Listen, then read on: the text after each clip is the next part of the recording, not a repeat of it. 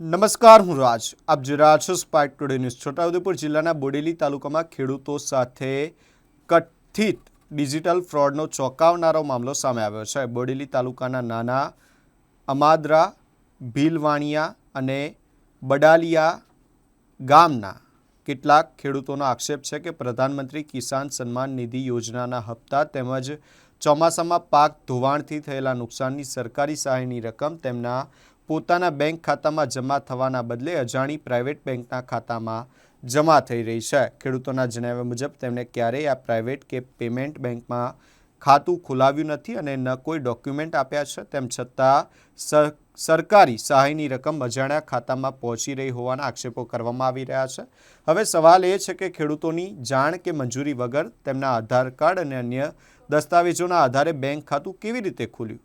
ખેડૂતો આશંકા વ્યક્ત કરી રહ્યા છે કે સરકારી યોજનાઓ કે અન્ય કામગીરી દરમિયાન આપવામાં આવેલા આધાર કાર્ડ, મોબાઈલ નંબર અથવા બાયોમેટ્રિક વિગતોનો દુરુપયોગ થયો હોઈ શકે છે. જો ખરેખર આધારિત પેમેન્ટ સિસ્ટમનો દુરુપયોગ થયો હોય તો ખેડૂતોના હકના નાણાં અન્ય ખાતામાં પહોંચાડનાર વ્યક્તિઓ કે એજન્સીઓ કોણ છે તે તપાસનો વિષય બન્યો છે. સમગ્ર મામલે ખેડૂતો સરકારી કચેરીઓ અને બેંકના ધક્કા ખાવા મજબૂર બન્યા છે. આ સમગ્ર પ્રકરણની નિષ્પક્ષ તથા ઉચ્ચ સ્તરીય તપાસની માંગ કરી રહ્યા છે. ખેડૂતોની માંગ છે કે તેમના નામે જમા થયેલી પીએમ કિસાન સન્માન નિધિ અને પાક ધોવાણની સહાયની રકમ ક્યાં અને કેવી રીતે ટ્રાન્સફર થઈ તેની તપાસ કરવામાં આવે અને તેમના હકના નાણાં વહેલી તકે તેમના પોતાના ખાતામાં જમા કરવામાં આવે. મારું નામ પટેલ રાજુભાઈ ત્રિકમભાઈ છું. હું નાના અમાદરા ગામનો રહેવાસી છું. અમારા પીએમ કિસાન સન્માન નિધિ ખેતર ધોવાણના પૈસા અને પાક નુકસાનીના પૈસા એ અમારા એકાઉન્ટમાં પડતા નથી. તે આઈસીઆઈ બેંકમાં પડે છે. અમારા ગામમાં બેંક ઓફ બરોડા હોવાથી અમારું account only for bank of બરોડામાં જ છે, બીજી કોઈ જગ્યાએ નથી. તો આઈસીઆઈ બેંકમાં ગયા કેવી રીતે? એ જવાનું કારણ શું એ સાહેબ જે કોઈ જાણો.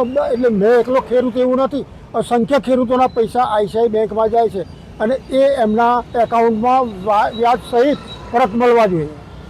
તમારા કેટલા પૈસા? મારા 90,000 લાખ રૂપિયા, 90,000 લાખ રૂપિયા. હું નાના મારાનો ખેડૂત પટેલ હસમુખભાઈ મગનભાઈ.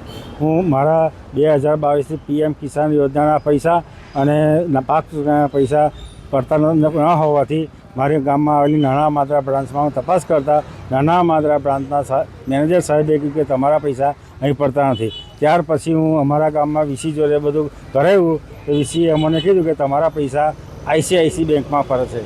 પછી હું આઈસીઆઈસી બેંકમાં તપાસ કરી તો આઈસીઆઈસી બેંકવાળાએ કહ્યું તમારા નામનું કોઈ પણ ખાતું નથી. પછી એ લોકોને હું કીધું કે ભાઈ અમારો મોબાઈલ નંબર અને આધાર કાર્ડ ક્યાંથી આ ખાતામાં લિંક થયું?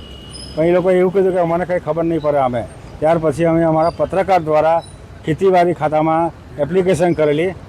એપ્લિકેશન સાહેબે અમને કીધું કે ભાઈ સારું તમારું કંઈક થાય,